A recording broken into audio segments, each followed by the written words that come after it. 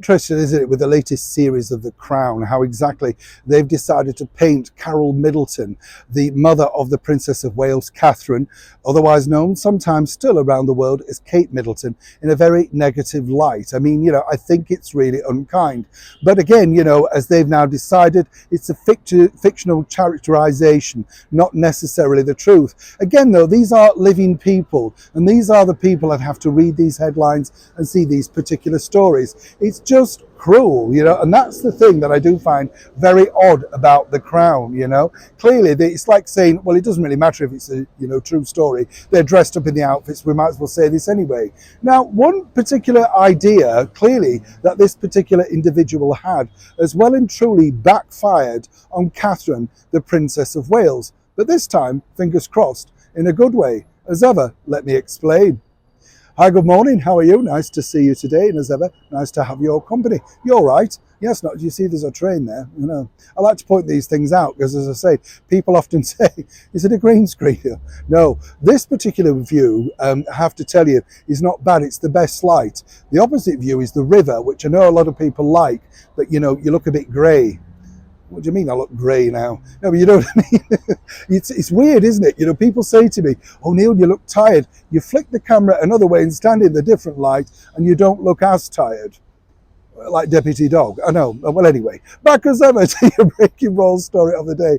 You're all naughty. By the way, I've got a lovely treat coming up for you if you wish and care to join me on Christmas Day. I'll let you know more about that as we get closer to the big day. So I do hope, if you're free, you will join me for just, we're going to have some company, a little bit of fun, a little bit of nostalgia, a little bit of chat, so that everybody out there who, whether they're working or they're just having to work away from home or simply on their own, then you don't need to be on your own. You'd rather be. I've ruined it.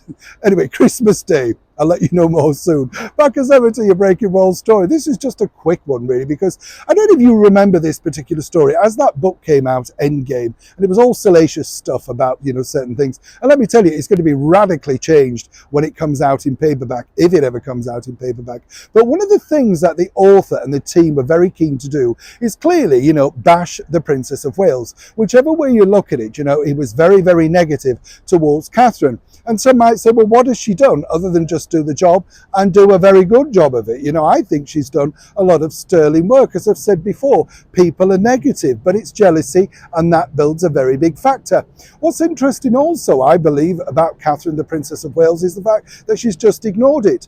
But what they were hoping to do was this. Remember the moniker that was associated to an American kids magazine, Katie Keene? Remember that? Apparently, according to this particular author, Her Majesty the Queen, senior members of the British monarchy, all dubbed Catherine Katie Keene for her keenness to land the Prince of Wales, Prince William.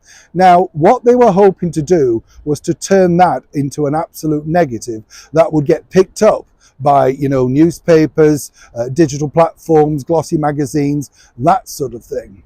But as every other thing backfired, this truly, well and truly did backfire. And the origins of that name literally were parked back at someone else's door, allegedly. Meghan Markle was a big fan, according to her, of this particular magazine and would know of that name.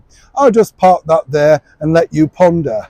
But it's interesting to note that this was one of the selling points, according to that well-placed source within the publishers, that they thought would take off, would really have everybody talking about Catherine in a negative light. Once again, though, they'd misjudged the mood of the public, who are very supportive of our dear Princess of Wales. And more importantly, as the saying goes, sticks and stones, well, who's having the last laugh now? Bottom line is, the book is still languishing in the no sales bin, and there are no plans to go into second print production. I wonder why. Neil Sean in the very heart of London.